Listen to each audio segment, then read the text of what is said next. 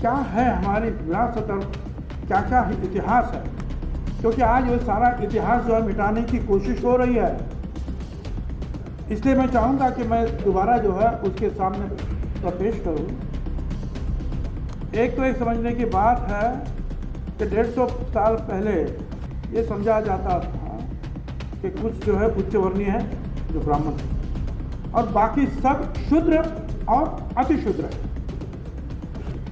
फिर वो मराठा हो या ये हो या वो हो, ये सब जो है शूद्र और फिर अति शूद्र। और इनमें जो है शूद्र अति शूद्र, इनको जो है पढ़ाई लिखने का हक नहीं था। अच्छा, ये तो ठीक है, ये तो पुरुषों के बारे में हुआ, मगर ब्राह्मण लोगों की जो महिलाएं थी, लड़कियां थी, उनको भी लिखना पढ़ने का अधिकार नहीं था। तो महात्मा फुले ने कहा ये तो शूद्र से भी अति शूद्र है, ये महिलाओं का जो है जन्म हो रहा है, जन्म चला है।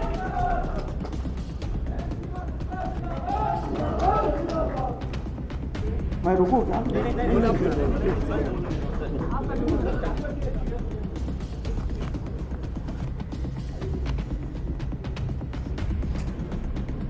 तो शूद्र से जो अति शूद्र जो महिला, तो महात्मा फुले ने जो है दलितों को, शूद्रों को पढ़ाना लिखाना तो शुरू कर दिया, मगर लड़कियों को कौन पढ़ाए, कौन सिखाए?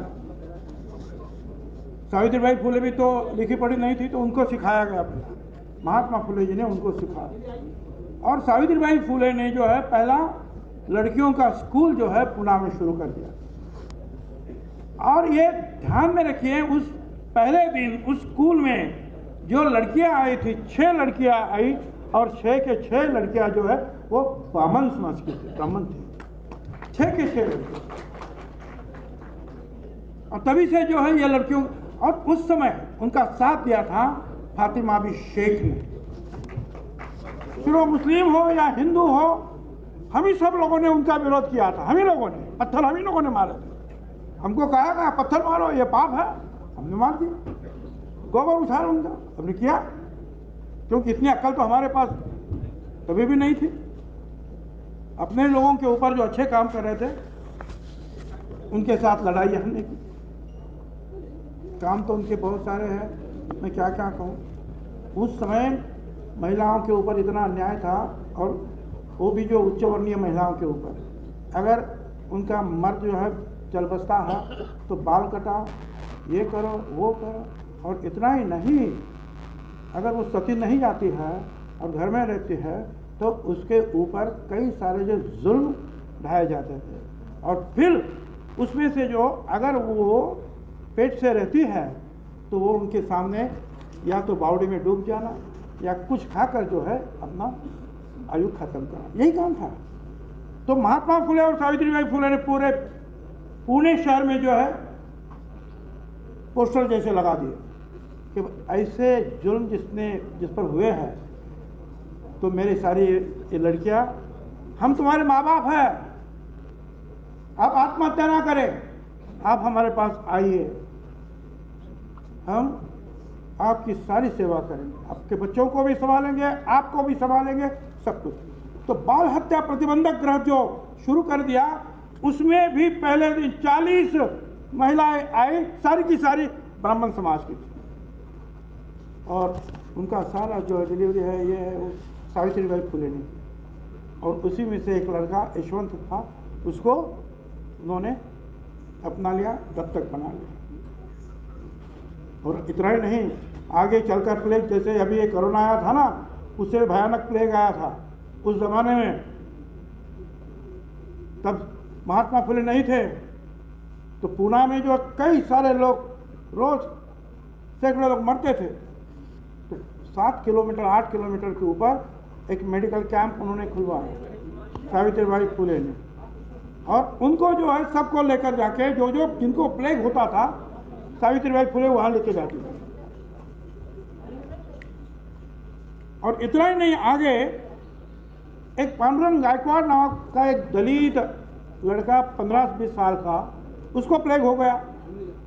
अब प्लेग होने के बाद वो चले तो कैसे चले? सावित्रीबाई फुले ने उसको पीठ पर लिया और दौड़ते दौड़ते दौड़ते 7-8-10 किलोमीटर वो जो कैंप लगा था वहाँ गए। तो यशवंत जो उनका डॉक्टर बना था दत्तक, उन्होंने कहा कि माँ तुमको प्लेग हो जाएगा। तो वो कहती है अगर महात्मा फुले रहते तो क्या घर में बैठते। और फिर आगे चलकर वही हुआ, सावित्रीबाई फुले को भी प्लेग ने पकड़ा और उनका जो है उसमें अंत हुआ। तो ऐसी सारी जो है हमारे सामने लोग, ये सारा इतिहास मिटाने की कोशिश हुई।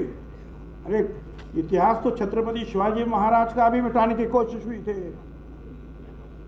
रायगढ़ पर उनकी जो समाधि थी 3 दिन तक जो है महात्मा फुले ढूंढते रहे और ढूंढने के बाद उन्होंने वहाँ फूल वगैरह चढ़ाए छत्रपति शिवाजी महाराज के समाधि के ऊपर। तो वहाँ का एक जो पुजारी था उसने जो है अपने पैर से उस फूलों को सबको उड़ा दिया। उसके बावजूद महात्मा फुले डटे रहे और उन्होंने पूजा अर्चा शुरू कर दी। और शिव जयंती जो है पहले अगर शुरू इसने की है तो महात्मा ज्योतिराव फुले ने की। तो बात यह है कि पहले राज्य क्रांति जो है इस देश में छत्रपति शिवाजी महाराज ने की और समाज क्रांति जो है महात्मा ज्योतिराव फुले ने। दोनों क्रांतिकारक अपने अपने जगह पर थे और उनका साथ दिया था उस समय फातिमा बीबी। तो उनको हम नमन करते हैं। अब कर्पूरी ठाकुर जी के बारे में भी आपको पता है, वो 2 बार मेरे ख्याल से मुख्यमंत्री भी बने और पहली बार उन्होंने जो है बिहार में ओबीसी के बारे में बात कही और उनको न्याय देने की कोशिश उन्होंने की।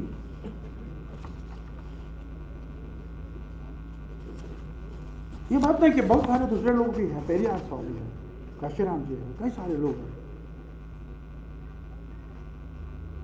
बिहार के भी जो हमारे कई सारे लोग।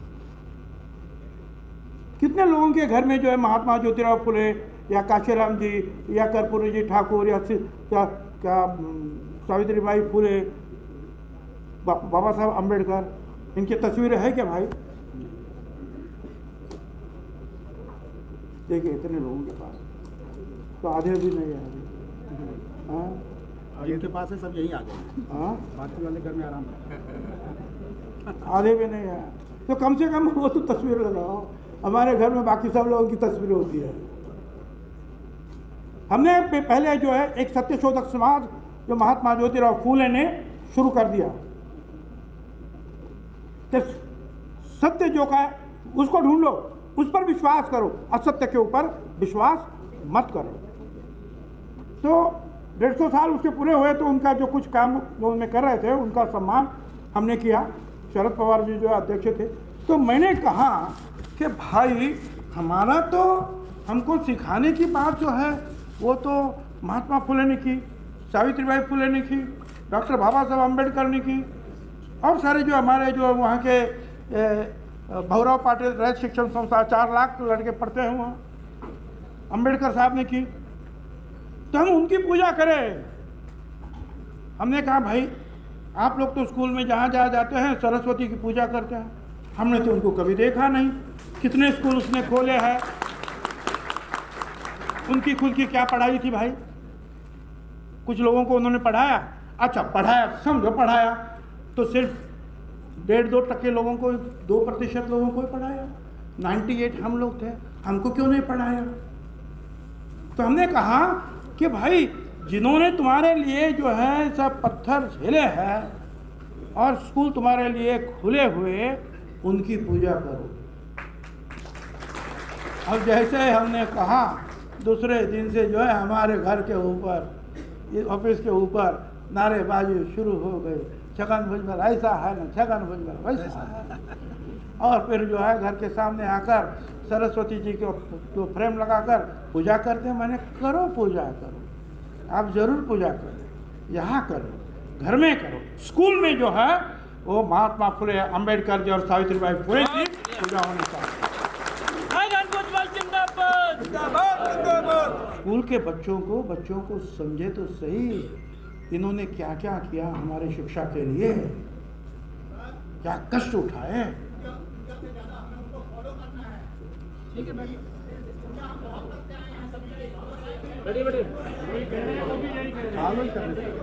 आए आए बाद में को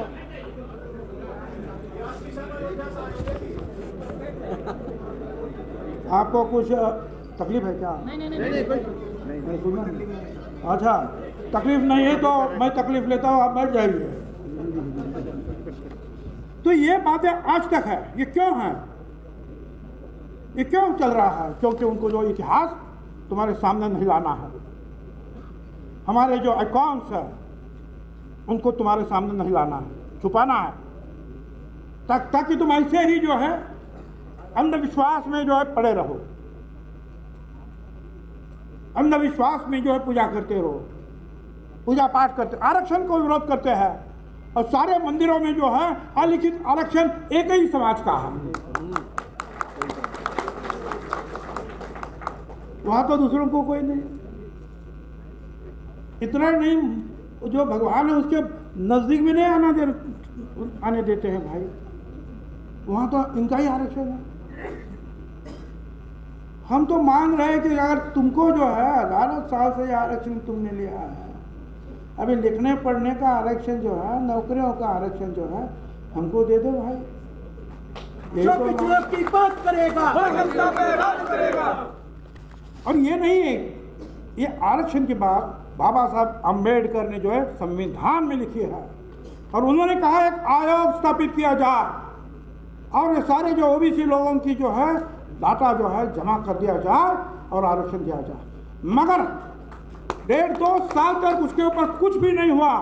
तो बाबा साहब अम्बेडकर ने 2-3 चीजें, एक था हिंदू कोड बिल और दूसरा जो है ये ओबीसी का आपने आयोग की स्थापना नहीं की, इसलिए मैं तुम्हारे मंत्रिमंडल से इस्तीफा दे रहा है। किसको मालूम होगा? ये बाबा साहब अम्बेडकर। और फिर एक बार और मैं कहना चाहता हूं, आज भी हमारे ओबीसी समाज में क्या है, ये यादव है, ये कुर्मी है, ये माली है, ये कुशवाहा है, ये अमुक है, ये तमुक है, और हर बार अपने अपने लिए झगड़ते हैं। अच्छा एक जाति समझो माली है तो माली को, और माली में भी जो है 100 जातियाँ, और बस वो उससे उधर, उसका मुंह उधर, इसका मुंह उधर। तो कुछ 7, 7,500, 8,000 जातियाँ इस देश में हैं। बाबा साहब अम्बेडकर ने हमारे ऊपर इतना जो है उपकार किया है कि उन्होंने सब लोगों को जो है 4 वर्गों में रख दिया, एक आदिवासी, दलित, ओपन और ओबीसी। तो तुम हम सब लोग जो है ओबीसी है। हम अगर कुशवाहा करके लड़ते हैं कुछ नहीं मिलेगा, यादव करके लड़ते हैं कुछ नहीं मिलेगा, मिलेगा तब जब ओबीसी करके लड़ेंगे। तो इसलिए हमको एक तो होना चाहिए भाई, हम तो यही चाहते हैं। हम तो पहले से जो है शांति रहो, कुछ है तो यहाँ बात करो। तो ये सारा जो है बार बार हमने जो यहाँ दिल्ली में, तो ये राजकुमार सैनी जी और कई लोग जो इनको पता है 2006 में अखिल भारतीय महात्मा फुले समता परिषद के सारा रामलीला मैदान ओबीसी ने भर दिया था, सारा रामलीला। और सारे लीडर जब संसद शुरू थी वहाँ आकर जो है वो देखने लगे कि इतने लोग कैसे आए, सारे राजस्थान से आए, महाराष्ट्र से आए, हरियाणा से। हम कहाँ नहीं गए। पटना में तो 7 लाख लोगों की जो गांधी मैदान के ऊपर मीटिंग हुई, महाराष्ट्र में तो कई बार हुई, जयपुर हुआ, सब जगह गए। हमने कहा कि उठो ओबीसी एक मिनट। अच्छा ये नहीं, इसलिए भुगतना भी पड़ता है काफ़ी, और हमने उसको झेला भी। 2.5 साल जो है हम अंदर काट कर आए जेल में। ये जो महाराष्ट्र सदन है ना, वो देख लीजिए भाई, ये प्रणब मुखर्जी साहब ने कहा था राष्ट्रपति भवन के बाद अगर कुछ सुंदर वास्तु है तो ये महाराष्ट्र सदन है। अभी अभी बीजेपी का जो ऑफिस बना, वरना मोदी साहब भी उधर ही जाते थे, मीटिंग करते थे, शाह साहब भी जाते थे, सब जाते थे। तो लोग बोलने लगे एमपी महाराष्ट्र सदन बहुत सुंदर, तो पीछे वाला बोलता है मगर करने वाला अंदर। और क्या लगाया हमारे ऊपर? 25,000 करोड़ रुपया खाया। फिर बोले 10,000 करोड़ खाया, फिर बोले 5,000 करोड़ खाया, फिर बोले 1,000 करोड़ खाया, 800 करोड़। पहली जो ईडी जो है ना शुरू हुई, वो ईडी हमसे शुरू हो गई। उद्घाटन हमने की, हमारे से हुआ, अंदर डाल दिया 2.5 साल। फिर केस चली, पूछा गया भाई कितने का कॉन्ट्रैक्ट था, तो बोले 100 करोड़ का। ठीक है, कॉन्ट्रैक्ट कितने दिया था, तो कैबिनेट कमेटी ने दिया था, मंत्रिमंडल ने दिया था, 2 बार मीटिंग हुई थी उन्होंने। अच्छा ठीक है, 100 करोड़। महाराष्ट्र सदन पूरा हुआ, हो गया, 5 स्टार हो गया, और कुछ बिल्डिंग। अच्छा ठीक है, कितना पैसा दिया गवर्नमेंट ने कॉन्ट्रैक्टर को? आज तक एक नया पैसा भी नहीं दिया, आज तक कॉन्ट्रैक्टर को। अब आप सब लोग बोले ऐसा कैसा? ऐसा ही है भाई। महाराष्ट्र गवर्नमेंट ने जो महाराष्ट्र सदन बन गया 5 स्टार, पूरा एयर कंडीशन बिजली प्लांट के साथ, एक नया पैसा नहीं दिया है। और हम पर इल्ज़ाम लगाए गए कि हमने 1,000 करोड़ खाए। कॉन्ट्रैक्ट 100 करोड़ का था, 100 रुपया नहीं, 100 पैसा भी नहीं दिया कॉन्ट्रैक्टर को, उसको भी जो है अंदर डाल दिया। मतलब उसके ऊपर जो है क्या FIR दर्ज कर दिया, हमको तो अंदर डाल। तो ये होता है इसलिए कि आप वहाँ ज्योतिबा फुले को लगाए पेरियार। हाँ बिल्कुल, वहाँ जो है छत्रपति शिवाजी महाराज का पुतला है बहुत बड़ा, और उसके बाद उतना ही बड़ा महात्मा ज्योतिराव फुले, डॉक्टर बाबा साहब अम्बेडकर, साहू महाराज, इन सभी के पुतले हैं। तो वो तो है, अभी किसका दर्द कहाँ है, किसका दुख कहाँ है, मंदुक कहाँ है, क्या। चलो ठीक है, मैं उनको कहना चाहूँगा, गुरुरे वक्त तुझको बात इतनी कौन समझाए, गुरुरे वक्त तुझको बात इतनी कौन समझाए, वो सुर वो सर झुक नहीं सकता जिसे कट जाना आता है। वाह। अंदर डालो और बाहर निकालो, कुछ भी करो, हम तो जो है जो दिल में ठान लिया है कि हम पिछड़ों के लिए लड़ेंगे, हम फुले, शाहू, अम्बेडकर, पेरियार स्वामी, कर्पूरी जी ठाकुर, इनके रास्ते पर चलेंगे, लड़ेंगे। मंडल आयोग हुआ और हमने जो है, हम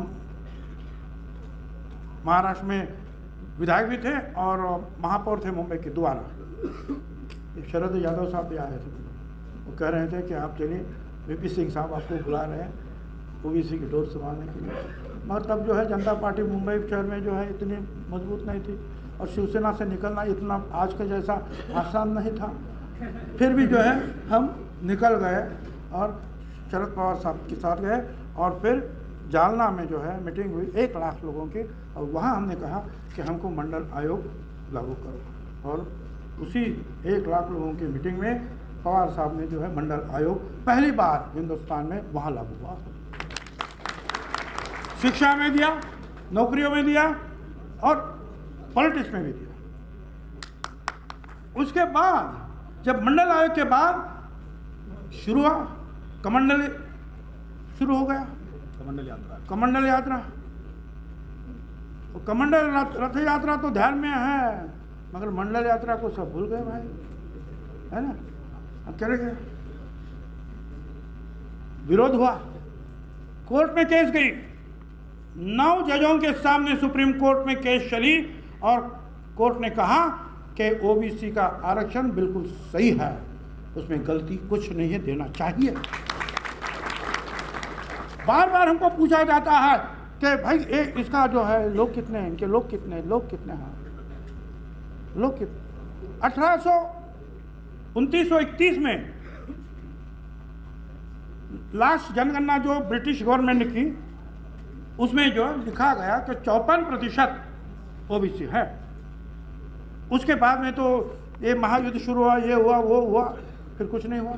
फिर हमने कहा कि भाई OBC का जो आयोग निर्माण हुआ, वो कालेलकर आयोग निर्माण हुआ।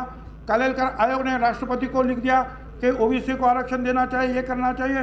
फिर कुछ गड़बड़ हुआ, फिर कालेलकर ने लिख दिया, वो तो मैंने लेटर तो लिखा है मगर मेरा विरोध है। ब्राह्मण राव प्रेशर आया, पता नहीं किसका। पहले तो कहा कि कालेलकर कमेटी ने कि ये सब ठीक है दो, और फिर लेटर लिखा कि मत दो। उसके बाद में मंडल साहब आए और फिर वीपी सिंह साहब के समय में ये हमको लागू हो गया। अब ये शुरू रहा, हम जाते रहे 27%, 54 के आधा 27% दे दो भाई। कुछ लोगों ने दिया, हमारे यहाँ मिला, कुछ कम मिला, ज़्यादा मिला, शुरू रहा।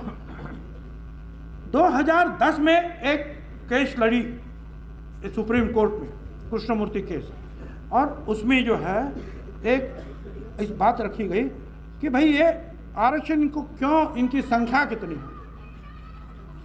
पहली बार उसको कृष्णमूर्ति उन्होंने कहा कि 3 सूत्री जो है आरक्षण दे दो। क्या 3 सूत्र हैं? एक, जहाँ ट्राइबल है, आदिवासी है, जो ब्लॉक में है, जिले में, उसके संख्या के मुताबिक दे दो। अच्छा, एक ये हो। फिर दूसरा है कि 50% के ऊपर आरक्षण नहीं देना चाहिए। तो अगर समझो कुछ किसी जगह 30% आदिवासी है तो बचा कितना? 20-50। फिर उसमें दलित है, फिर ये है, फिर हमको 5-10 मिला, कहीं 2%, कहीं 5-10, कहीं आदिवासी नहीं है तो 27%। और उसका एम्पिरिकल डाटा चाहिए। वो 3 बातें हैं।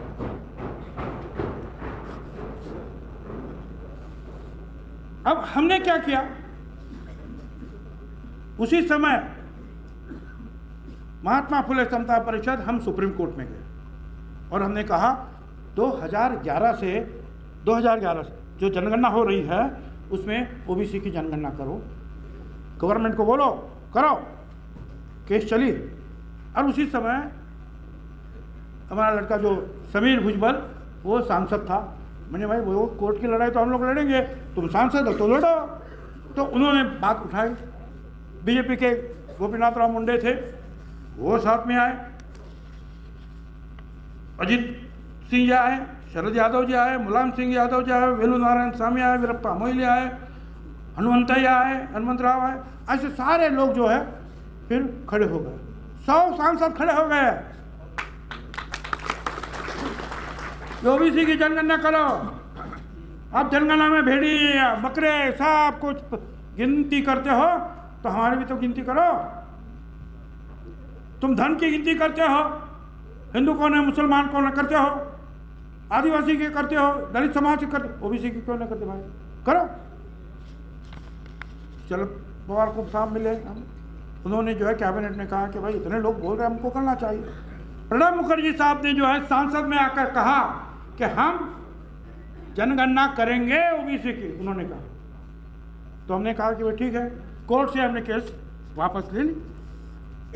अब काम तो शुरू हो गया, मगर वहाँ थोड़ी सी गड़बड़ हो गई। गड़बड़ ये हो गई कि जो जनगणना आयुक्त है, दशवार्षिक करता है, वो अगर करता है, उसमें कोई गलत बात करता है तो उसको सजा है और पूरे ढंग से वो काम होता है। ओबीसी की जनगणना उन्होंने गांव में जो है ग्राम विकास खाते को बोला तुम करो, और शहर में कहा कि शहर विकास निगम जो है वो करे। अच्छा भाई ठीक है, वो करो। अब वो सारा डाटा जमा हुआ 2014 में 15 में, वो तैयार होकर गवर्नमेंट में आया, और तब गवर्नमेंट था मोदी साहब का।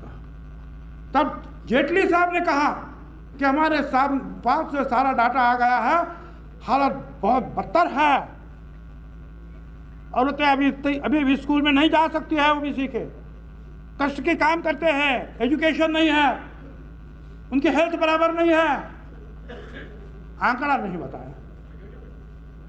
अब इसके आगे क्या होता है देखिए। देखो ये इतिहास में तुमको समझा रहा हूँ कि क्या क्या इतिहास कैसा बदलता जा रहा है, और आज हम मांग जो करते हैं वो क्यों कर रहे हैं। अब ये तो चलता रहा। 2010 के बाद 27% आरक्षण मिलता रहा। 2017 में बीजेपी का एक विकास गौली नामक लड़का जो है या इंसान सुप्रीम कोर्ट में वापस गया। बोला इन्होंने जो है 2010 में जो कहा था एम्पिरिकल डाटा ना ये ना वो, ये नहीं किया महाराष्ट्र सरकार ने, इसलिए उनको ओबीसी का आरक्षण मत दो।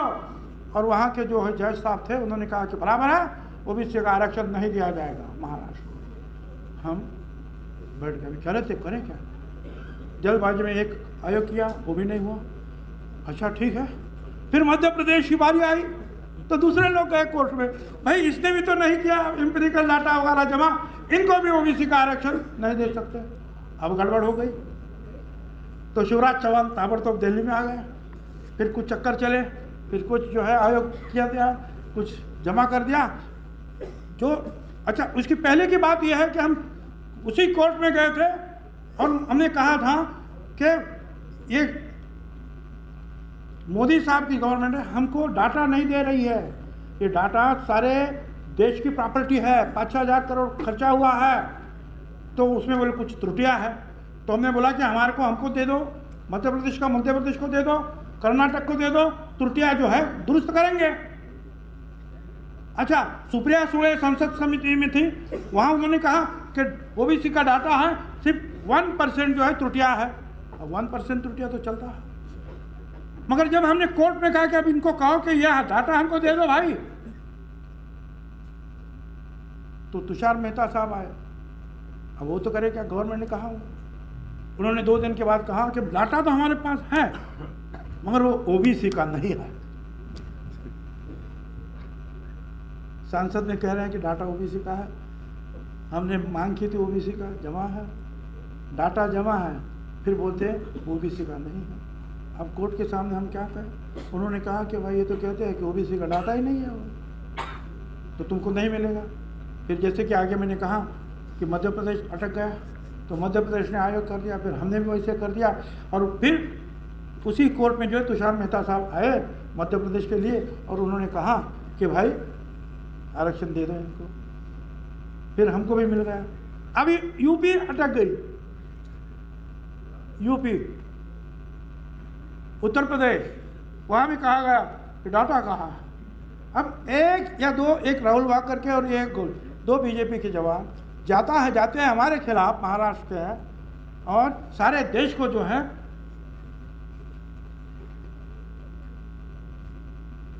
सब अड़चने खड़े कर दिए, सारे देश भर। अब जो भी आएगा वो बोलेगा डाटा करो, डाटा करो, तो ये सारा चला है, समझ जाओ।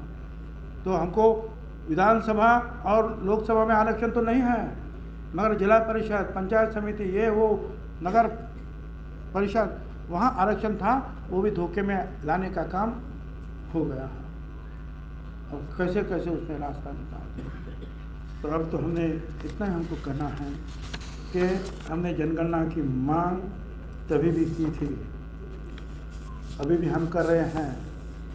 नीतीश कुमार, तेजस्वी यादव, इन्होंने हिम्मत से जो है काम लिया है। बहुत बढ़िया, जातिगत जनगणना शुरू कर दी है, उसको भी सुप्रीम कोर्ट में अटकाने की कोशिश हो गई है। सुप्रीम कोर्ट ने कहा कि वो ठीक है, कर रहे हो, जाने दो, चलो तुम जाओ। क्या उन्होंने कुछ नहीं सुना है भाई? क्या अब ये जो है ये सारा मामला चला है, तो अभी हमने भी आवाज़ उठाई है और आपको भी आवाज़ उठानी चाहिए कि अभी तक देखिए, हमको कोर्ट में पूछा गया कि उद्धव ठाकरे की गवर्नमेंट थी ना 2 साल, तुमने ओबीसी की जनगणना क्यों नहीं की, एम्पिरिकल डाटा जमा क्यों नहीं किया? हमको पूछा एम्पिरिकल डाटा, अब कोरोना था तो कौन जाएगा भाई? अब देखिए 2021 में जो जनगणना देश की होने वाली है, आज तक शुरू नहीं हुई। आज तक क्यों नहीं शुरू हुई? क्योंकि ये कोरोना है, ये ऐसा है, वो वैसा है। और हमको पूछते थे कि कोरोना में तुमने डाटा क्यों जमा नहीं? तो आपको चाहिए कि आप एक जगह एक मुंह से बोलें। हमारी जो है सभाएं बहुत सारी होती है, रैलीज बहुत सारी होती है, हम रैलीज करते हैं, भाषण करते हैं, फिर अपने अपने काम पर लग जाते हैं, फिर ये ओबीसी उसके खिलाफ, वो ओबीसी उसके खिलाफ आपस में लड़ना शुरू कर देते हैं। एक कुशवा खड़ा हो गया तो उसके सामने दूसरा कुशवा खड़ा हुआ, एक यादव खड़ा हुआ तो उसके सामने कुशवा तो खड़ा हुआ, यादव भी खड़ा हो जाए। अब क्या करें? डिवाइड एंड रूल का काम तो भाई चला है। और देखो, एक याद रखो, मैं विधायक बना या मंत्री बना या और कुछ बना, इसका मतलब ओबीसी का भला नहीं हुआ, इसका मतलब ओबीसी का भला नहीं हुआ। मंत्री हो, विधायक हो या और कौन हो या और कौन दिल्ली में बैठे, बात करनी चाहिए उनको ओबीसी के बारे में, जनता सब भला। अभी तो बहुत सारे लोग हैं, नहीं है ऐसे नहीं, मंत्री भी है, उप मुख्यमंत्री भी है, और भी बड़े बड़े कुछ हैं। कोई कह रहा प्रधानमंत्री भी है। हाँ भाई, मोदी साहब भी है, हमको अभिमान है, मोदी साहब ओबीसी है। मगर मोदी साहब आपको भी तो अभिमान होना चाहिए कि आप ओबीसी है। तो जरा थोड़ा हमारे तरफ भी ध्यान दे दो भाई, क्या गलती है, क्या पाप किया हम लोगों ने, क्या डर काहे का है भाई। और इसलिए आप यहाँ से जाएंगे तो इस ध्येय के साथ जाएंगे, हालात जो भी हो रुकेंगे नहीं, गिरकर उठ जाएंगे पर झुकेंगे नहीं। तुम चाहे जितनी भी कोशिश कर लो, जो हमारा है वो लिए बिना चुप बैठेंगे। धन्यवाद। जय श्री राम।